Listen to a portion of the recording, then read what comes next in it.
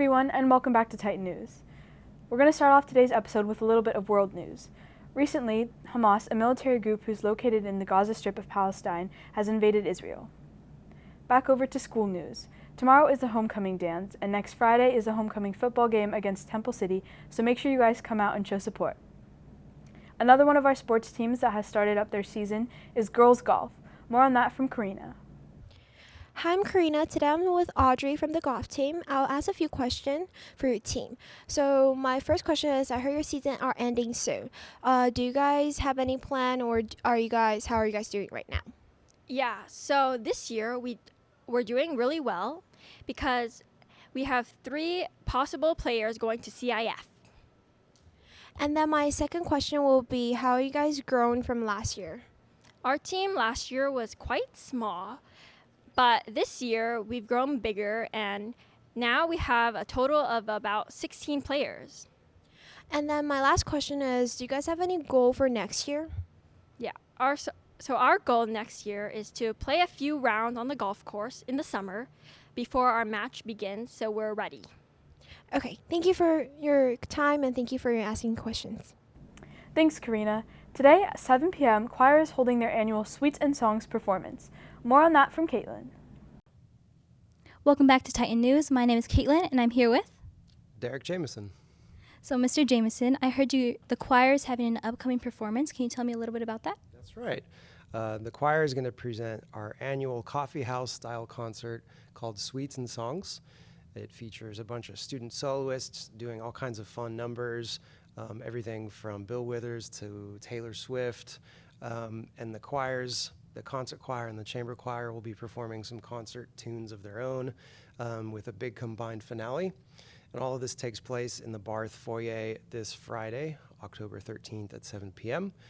And as the title of the concert indicates, yes, there will be free sweets, but you want to get there early before they run out. So Sweets and Songs, 7 o'clock. The concert should run about an hour and 20 minutes, and it's free admission. And I'm here with. Ben Miller.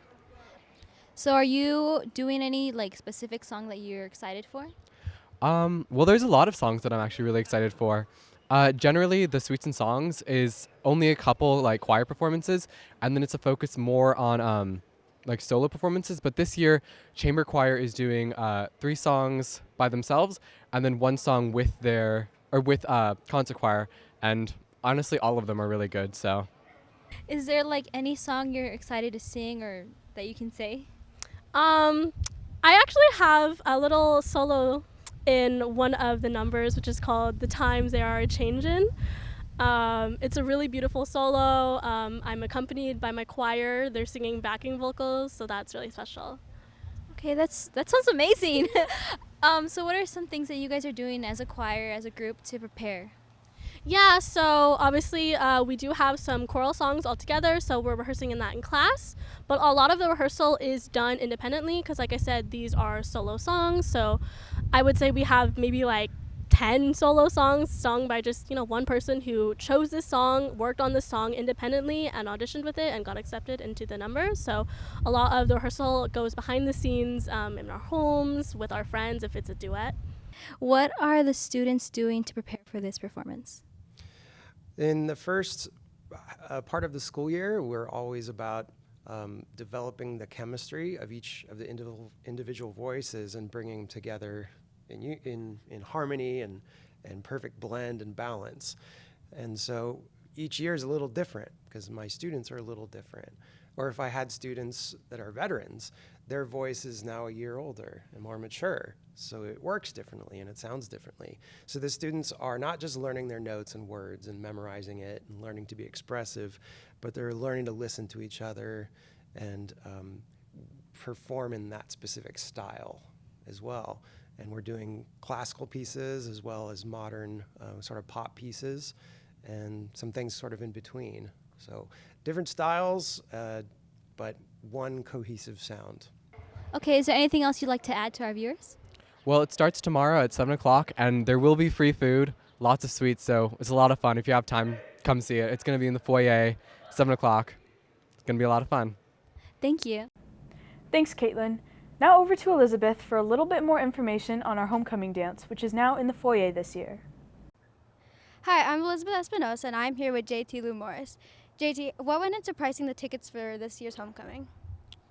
The pricing, we pretty much just did it so that we were able to make profit on a lot of sales and make sure everyone had a good time while keeping the prices relatively low. And that's pretty much it, yeah. Why did you move the location for homecoming this year? We kind of all agreed that that we all thought it would be really cool to have it in the foyer. So we're like, you know what, we'll try it out this year, see how it goes. And how did you choose this year's theme? So we all had a form, and then we all suggested a couple, and then we eliminated some and voted on our final choice. Okay, thank you so much for meeting with us today. Thanks, Elizabeth. Now over to Owen for our Hollywood review. We're back with more strike news as negotiations between SAG-AFTRA and the Alliance of Motion Picture and Television Producers, or AMPTP, have hit a major roadblock due to SAG-AFTRA's insistence on revenue sharing from successful streaming shows. Estimated to be around 2% of the potential profits, studio CEOs claim that this demand would cost them over $2.4 billion in a new 3-year contract, or over $800 million annually. This issue has been contentious since SAG-AFTRA first proposed it in the summer, leading to a strike that has now lasted 91 days. The AMPTP has expressed disappointment and urged SAG-AFTRA to reconsider for productive negotiations. Despite offers in various areas, including wages and AI protections, the AMPTP's terms have been rejected by SAG-AFTRA. Talks have been suspended after SAG-AFTRA presented a recent proposal on October 11th, highlighting a significant gap in positions. The strike's impact on LA County's economy has been severe, with a $5 billion loss since May. The Directors Guild of America has also released a letter to its members touting gains in their own agreement with studios, but facing criticism for possible concessions to the AMPTP. With negotiations at an impasse, hopes for a swift resolution and a return to normal production schedules are diminishing. But for now, SAG-AFTRA plans to resume picketing in front of studios and streamers' locations in LA and New York City. Thank you for watching. Make sure to tune in to next week's episode of Titan News.